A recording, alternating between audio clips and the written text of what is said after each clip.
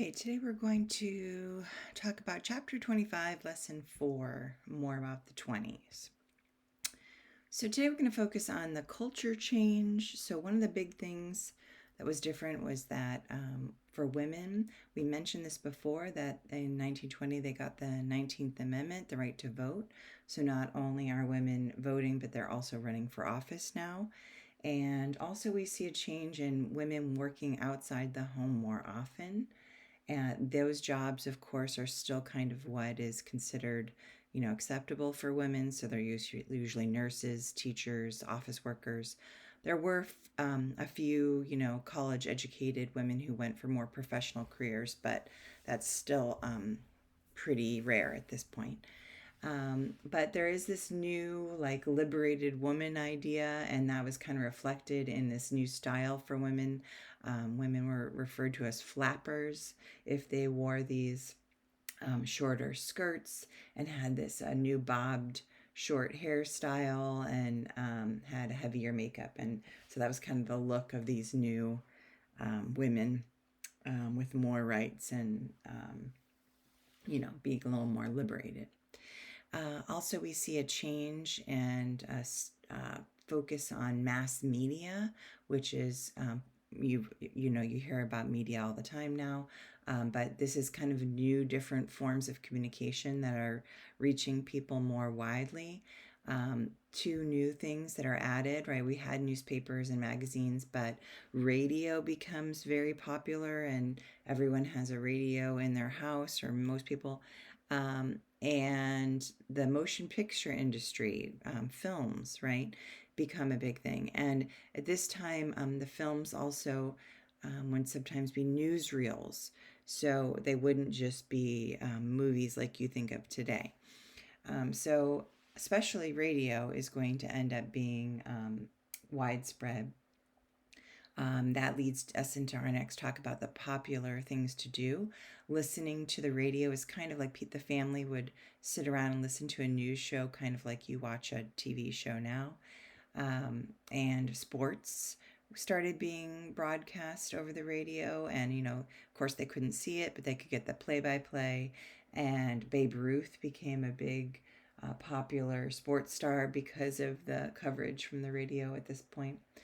And some of the interesting things to do at this time, board games. Like, I'm sure many of you have played the game Sorry before. That started in the 20s, so you probably didn't know you were playing a game that's been around so long. And doing crossword puzzles was very popular at this time. Also, they had these crazy contests. Flagpole sitting, climbing up and sitting on the top of a flagpole for as long as you could.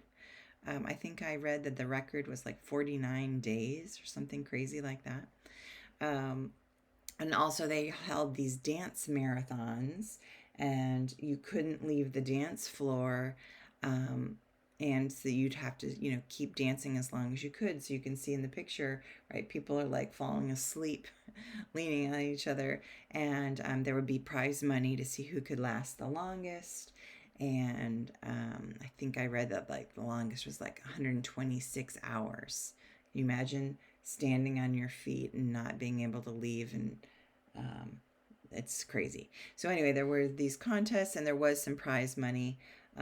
They continued on into the 30s too, some of these, and maybe part of that will be like because of the prize money, right? And it's also a distraction. Okay. The Jazz Age is one of the other like nicknames for the 20s. Jazz has been around before this, but it becomes very popular during the 20s. You may or may not know that jazz was rooted in African American culture, and it becomes very popular at this time. I put a couple pictures, like Louis Armstrong, you've probably heard of, as a very famous trumpeter. He's that first picture, and then the composer Duke Ellington is very famous, and that he's the second one. I didn't put pictures for everyone, but there's of course singers, Bessie Smith, and W.C. Handy is the one who gets known as like making the blues, which is a type of jazz, which I'm sure you've heard of the blues. So this is a very big thing that's happening in the 20s. Also, African American music and theater and arts and everything has this resurgence or this really big growth in what's called the Harlem Renaissance, is like its nickname, because of course it's happening centering in this African American part of New York City called Harlem, right? And it is, there's those that are big, trying to show that African American art is worthy and they should have, right, feel confident in expressing that. And there's became this big push and a lot of good material coming out of this. Langston Hughes is one of the examples. He's a famous poet and playwright who you probably think you read some of his things in high school. So he's in the center there. Also, there is this other group of writers who became very popular during this time, and they were nicknamed the Lost Generation because they're Americans, but they actually choose not to live in America. They usually lived in Paris. That's called an expat. An expat is for short, expatriate, which is someone who chooses to live in another country that's not their home country. So these writers and other artists were expounding all about, life. And F. Scott Fitzgerald is one of the famous ones. You may know some of these. He wrote Great Gatsby, which I know you'll read in high school. And he was actually friends with Ernest Hemingway, which I'm sure you've heard, wrote The Sun Also Rises, For Whom the Bell Tolls, Old Man and the Sea, right? A lot of famous writings. And so what's interesting is these guys, they would write and sell their stories to these magazines, and then also novels, right? Like Hemingway got really into the novel. There's some other ones that were famous, like Sinclair during this time, although he actually lived in America, but he was talking more about American complacency and things. So, okay, so a lot of big famous writing happens in the 20s from this. And then another thing that's kind of famous for the 20s is the Prohibition. So Prohibition was the banning of alcohol, right? Manufacture, sale, and transportation. All parts of the alcohol business were considered, made illegal. Now, that is from an earlier time called the temperance movement, and I have a video for you about that. There was a push that a lot of people thought that drinking was wasteful and waste money, and money's tight at this time, and men get drunk and sometimes abuse and things. So especially in the Bible Belt or in the South and things, it was thought that like drinking was bad, right? And so it got popular enough that they were able to ban it.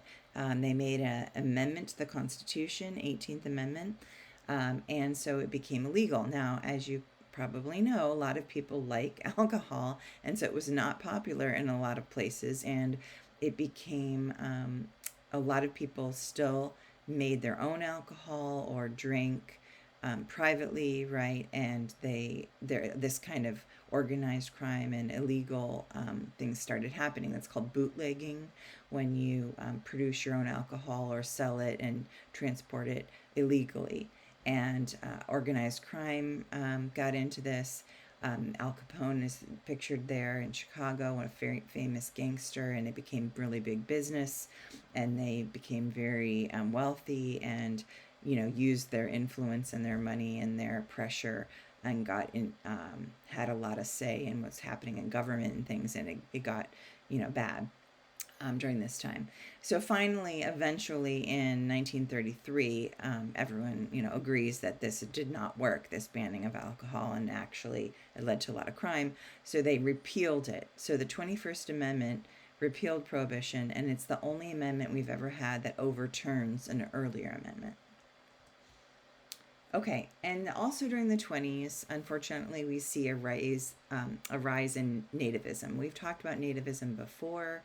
That is that belief that native-born people are better than foreigners, and we see a revival of the Ku Klux Klan at this time. And as you know, Ku Klux Klan often targeted African Americans.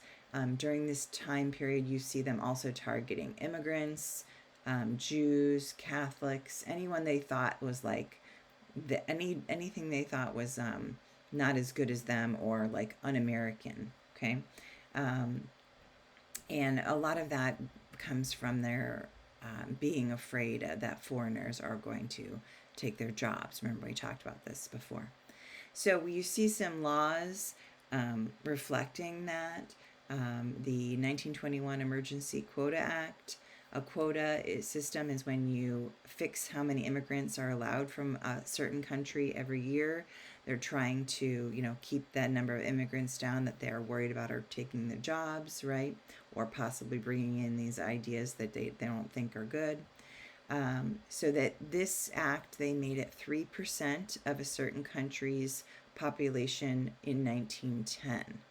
So think about that. In 1910, so earlier, right, they were getting more Europeans coming, Northern and Western Europeans, the ones that like we think are more like us, more white and Protestant, right? So that was already favoring what kinds of immigrants could come. And also, if it's only 3% of a population from earlier, that's also a lower rate, right?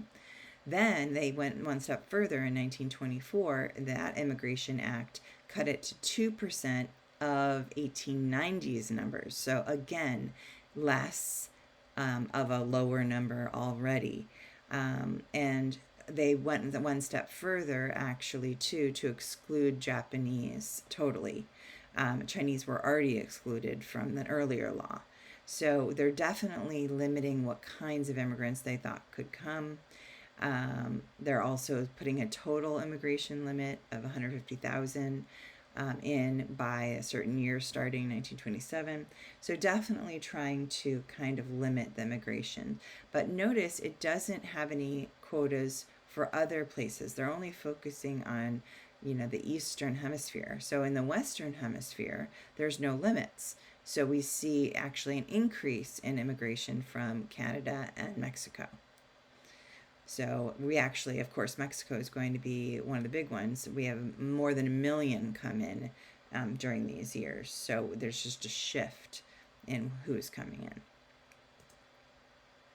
All right, another major thing that happened in the 20s was a famous trial called the Scopes trial.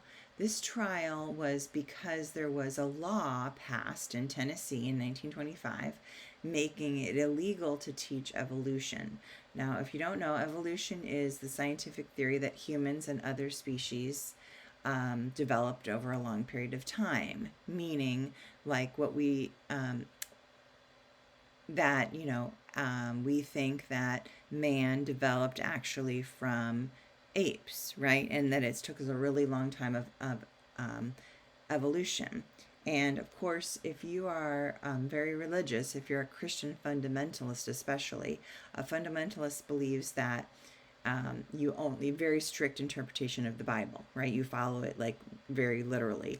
So if in the Bible it says that, God created man and, right, Adam and Eve. So there is no like evolution over time that he was man, and Adam and Eve were put down looking like they do by God, right? And so that kind of they don't agree on that. And so a lot of people did not like that they made that illegal because they felt like your religious beliefs are actually changing like the science that's taught in schools. So they wanted someone to purposely challenge the law. So they convinced John Scopes, this young high school teacher, to purposely break it, or like at least testify that he did.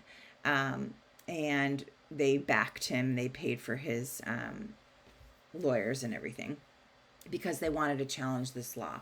So there's two famous lawyers who made this very public display on purpose. So William Jennings Bryan was on the one side, a low lawyer. He was actually a Democratic candidate 3 times, and he led the prosecution.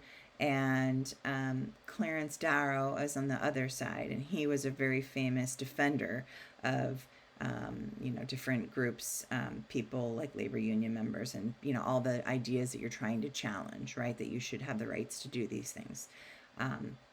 And so he was the defender of Scopes. So in the long run, I'm not going to go through the whole trial. It was very heavily covered. It was news all over the country. This is a picture here of the two of them. And in the end, the trial found him guilty, and they fined him $100.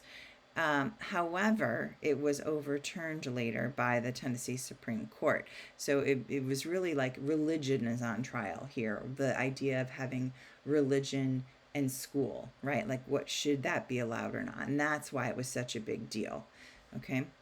And then we come to that towards the end of the 20s, election of 1928. Presidential election, Herbert Hoover runs as the Republican versus Albert Smith, the Democrat.